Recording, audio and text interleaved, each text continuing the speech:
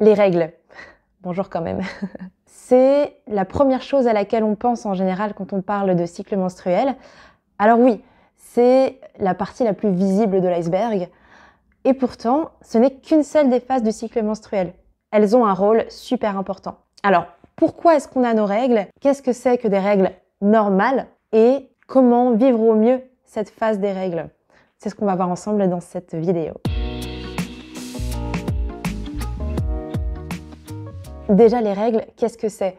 Bon, j'imagine que la plupart d'entre vous avaient déjà une idée de ce que c'est. En tout cas, en global, c'est un écoulement de sang qui va arriver environ une fois par mois, à chaque début de cycle, chez toute personne qui a un cycle menstruel. Donc ça commence en général au moment de la puberté, vers l'adolescence, et les dernières règles, elles ont lieu au moment de la ménopause, quand les cycles s'arrêtent. Pourquoi est-ce qu'on a nos règles? C'est un sujet que j'ai déjà traité plusieurs fois sur ma chaîne. En quelques mots, à chaque cycle, ton corps il va se préparer à une éventuelle grossesse. Et donc la paroi de ton utérus, elle va s'épaissir tout au long de ton cycle pour pouvoir accueillir un éventuel embryon. Et lorsqu'il n'y a pas eu de fécondation, donc quand tu n'es pas enceinte, cette paroi, elle va se désagréger. Et c'est cette paroi-là qui va ensuite s'évacuer par ton vagin sous forme de sang. Ce sont tes règles. Bon, c'est simplifié, hein, mais c'est pour que tu comprennes dans les grandes lignes pourquoi est-ce qu'on a nos règles. Ce qui est important aussi, c'est de se dire que les règles, elles sont pas juste là pour nous embêter, pour nous punir d'être des femmes. Non, elles ont vraiment un rôle important dans notre cycle. Alors, on se demande parfois, est-ce que moi, mes règles, elles sont normales? Et là, il y a vraiment un mot qui est à bannir de son vocabulaire quand il s'agit de cycle féminin, ou même dans tout ce qui a de la vie, en fait. Il n'y a pas de normalité,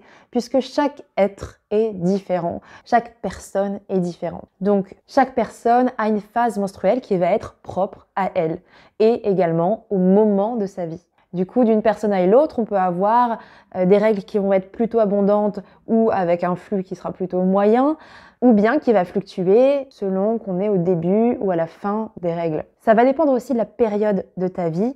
Si tu es une jeune fille et que tu as eu tes premières règles il n'y a pas longtemps, il se peut que tu n'aies pas le même flux que si tu as un cycle depuis déjà 10 ou 15 ans par exemple. Il y a aussi la contraception qui peut rentrer en compte. Si tu as une contraception qui est hormonale ou pas, tu vas avoir un flux qui est différent aussi. En moyenne, on peut dire que tu peux compter environ une semaine de règles lors d'un cycle, mais en vrai, ça reste toujours une moyenne. Donc tu peux avoir 2 jours de règles comme 7 jours de règles, ce sera pas un problème. Ça peut même varier pour toi-même d'un cycle à l'autre. Donc il n'y a pas de quoi s'inquiéter si tu n'entres pas dans le schéma de une semaine pile de règles. La quantité et les symptômes, ça va varier tout au long de ta vie. Après, il y a la question du retard de règles. En général, c'est le truc qui nous fait frémir et qui fait un petit peu peur de se dire oh, « j'ai du retard, qu'est-ce qui se passe ?» Alors, avoir un retard de règles, j'ai encore envie de mettre des guillemets, ça ne veut pas forcément dire que tu es enceinte. Ton cycle menstruel, déjà, il va pas forcément avoir la même durée tous les mois. Et ensuite, tes règles, elles peuvent être décalées suite à un stress, un jet lag, un dérèglement hormonal ou une grossesse. Effectivement, ça peut être l'une des raisons. Et en cas de grossesse, du coup, tu n'aurais pas tes règles pendant environ 9 mois, jusqu'à la naissance du bébé. La période des règles, c'est un moment où ton corps il va repartir de zéro, où on peut dire que la machine va se reset. Et du coup, tu peux ressentir de la fatigue, que ce soit au niveau physique ou émotionnel. En tout cas, c'est assez fréquent de ressentir une baisse d'énergie à ce moment-là. Ça peut s'accompagner de maux de ventre, de maux de tête, de crampes, de ballonnements, de douleurs dans le dos ou dans la poitrine par exemple. Mais ne t'en fais pas, tu n'auras pas forcément tous ces symptômes-là à la fois. Ça peut varier, encore une fois, d'un cycle à l'autre en fonction de ce que tu vis en ce moment ou de ce que tu as vécu pendant le cycle précédent. Donc le plus important, c'est de te mettre à l'écoute de toi-même, de ton corps, de ce que tu ressens pour savoir à quoi ressemble ta phase menstruelle à toi, à quoi ressemblent tes règles. Une note importante, c'est qu'il n'est pas normal de souffrir pendant ces règles. On a beaucoup entendu ça, même de la part de la société, de certaines personnes dans le médical aussi. Mais non, ce n'est pas normal de souffrir et d'être en PLS pendant tes règles. Si tu as des douleurs qui t'empêchent de vivre ta vie normalement, je t'invite à aller consulter un professionnel de santé qui soit à l'écoute puisqu'il y a des solutions. C'est comme si je te disais j'ai super mal au ventre au moment de la digestion et que tu me disais oh c'est normal, la digestion c'est comme ça. Bah non, si tu avais mal au moment de ta digestion, tu irais voir un médecin. Il n'y a donc pas de raison de ne pas aller consulter un professionnel de santé si tu as super mal pendant tes règles. Un petit aparté sur les règles pendant la contraception hormonale. Peut-être que tu prends la pilule ou que tu as appris la pilule, ou alors que tu as un patch ou un implant, enfin peu importe, une contraception qui a des hormones de synthèse. Sous certaines de ces contraceptions hormonales, tu peux avoir des saignements quand même tous les mois. Avec la pilule, si tu prends une pilule pendant 3 semaines avec un arrêt d'1 semaine, pendant cette semaine d'arrêt, tu peux observer des saignements qui sont en général assez faibles. Eh bien, ce ne sont pas du tout des règles, ce sont des saignements de privation et ils n'ont, écoute-moi bien, aucune utilité pour ta santé. Zéro.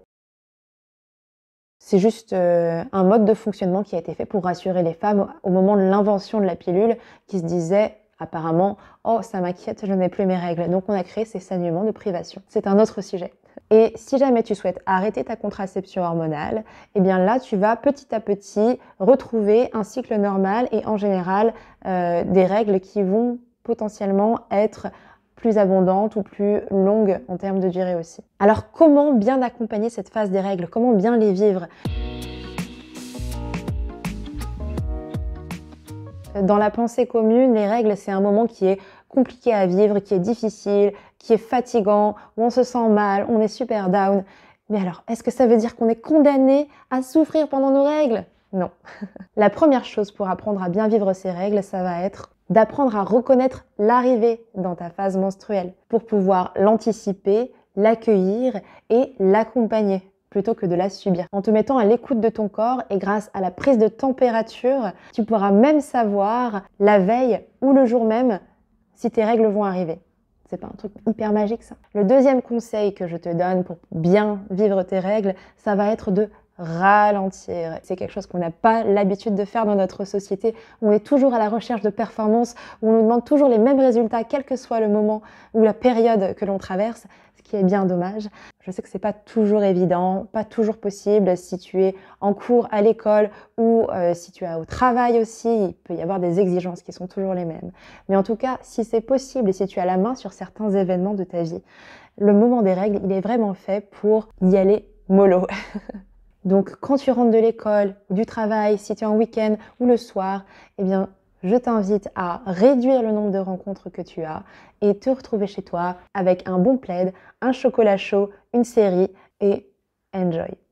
Le fait d'être à l'écoute de toi et de ralentir pendant ta phase menstruelle, donc pendant les règles, ça va te permettre, une fois que tes règles seront terminées, de super bien vivre le moment où ton énergie, elle va repartir à la hausse juste après les règles. Un troisième conseil, et qui moi a complètement changé ma façon de vivre mes règles, c'est de passer aux culottes menstruelles. C'est un mix entre un sous-vêtement et une protection menstruelle. Elles vont venir en remplacement de toutes les protections jetables qu'on a l'habitude de voir, que j'ai personnellement utilisé pendant des années. Et les culottes menstruelles, elles sont surtout hyper confortables. Il y a beaucoup moins de risques de fuite. Ça ne bouge pas dans la culotte, c'est écologique. C'est un petit investissement au début, mais sur la durée, ça vaut vraiment le coup. Il existe plusieurs types de modèles qui sont adaptés à ta morphologie, le type de flux que tu as aussi. Je ferai une vidéo à ce sujet-là. Mais en tout cas, moi, ça a été un vrai game changer pour comment je vis mes règles. Donc, troque tes protections jetables pour des culottes de règles, tu ne le regretteras pas. Et enfin, ultime conseil, je t'invite à télécharger gratuitement mon livre « Comment vivre ta meilleure vie grâce à ton cycle menstruel ». Dans ce livre, je te donne plein de tips pour apprendre à bien vivre chacune des phases de ton cycle féminin. Et la phase des règles en fait partie, bien sûr, mais il y a aussi 3 autres phases qui sont super importantes. Elles sont toutes aussi importantes les unes que les autres, en fait. Pour télécharger ton livre gratuitement, tu vas simplement dans le lien juste en dessous de cette vidéo. Et je te dis à demain pour la prochaine vidéo. Salut!